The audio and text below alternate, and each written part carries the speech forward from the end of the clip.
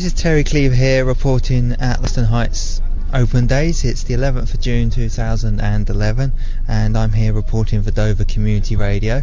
Here with me I have one of the members, Mandy's with me. So Mandy, what have you been up to today? I've been mostly in the ditch selling tickets for people to come in. We've had about 400 paying customers coming through at the moment, so that's pretty good. We've still got a couple of hours left, so fingers crossed there'll be a few more.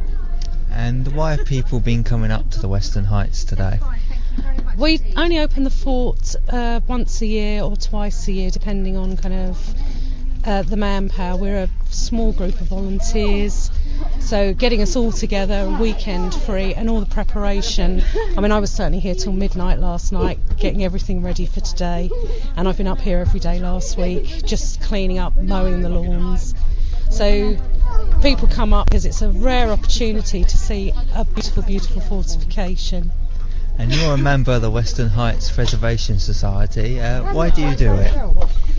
When I was a teenager, my parents said to me, "Don't you go and play in those ditches up on the Western Heights." Being a typical teenager, I completely ignored them, and this was my playground, and I used to come and explore up here. And I think part of it is certainly nostalgia, because I come up here and remember sort of having quite a lot of fun up here, and part of it is I've got a granddaughter now. I want it to be here for her and for her children, and if somebody wasn't up here looking after the site and loving the site, I don't think it would last. People would come in and vandalise it, and there is slow decay. The plants are encroaching, causing problems in the brickwork. So what we're doing is trying to preserve this for future generations, and that's what I want my grandchildren or my great-grandchildren to be able to come see it. And what's your favourite part of the Western Heights? As you say, you explored it very much as a kid. Did you have a favourite part back then? Well, I think actually I liked the bit that you can't get into now, the North Centre and Detached Bastion. There are some nice corridors and galleries, but now obviously it's the Drop Redoubt. One of our society members has done a lot of research over the past year. He's found out a lot about the people, the soldiers that populated this fort, and I can't go in there now without thinking about the human stories, the people that were actually living here. And there is a particularly sad story about a regiment whose last photo was here before they were sent out to the fields of World War I, and actually the whole battalion was decimated. And so when I go in there now, I remember those men and how brave they were, and how sad it was that we have lost photograph of them all together. And is that one of your favourite things as a volunteer, researching the history of the site? One of my favourite things as a volunteer is badgering people to come up and visit.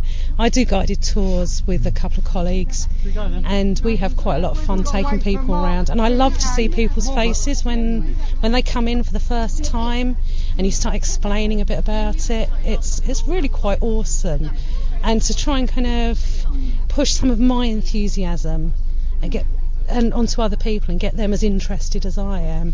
And it doesn't always work, but people do come out and they are generally quite impressed, because it always surprises me how many Dover people come up here and say, "Oh, actually, I didn't know this was here," and it's huge. I don't know how they missed it.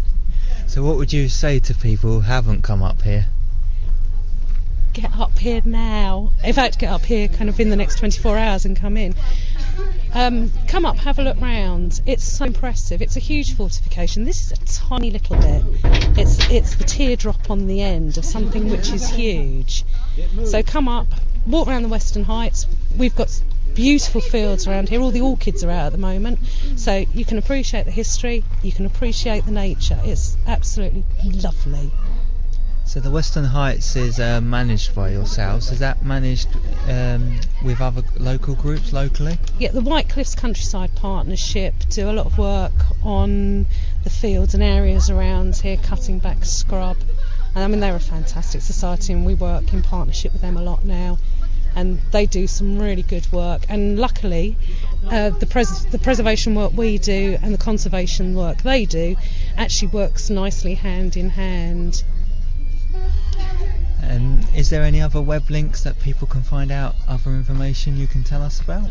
Well, obviously, Western Heights Preservation Society, we've got our own website, and that's doverwesternheights.org. But if you put Dover Western Heights into a well-known search engine, we're the first link that comes up. But I would also recommend looking at the White Cliffs Countryside Partnership website. They do a lot of good work, certainly around here and around the rest of the area. Thank you very much, Mandy. Thank you.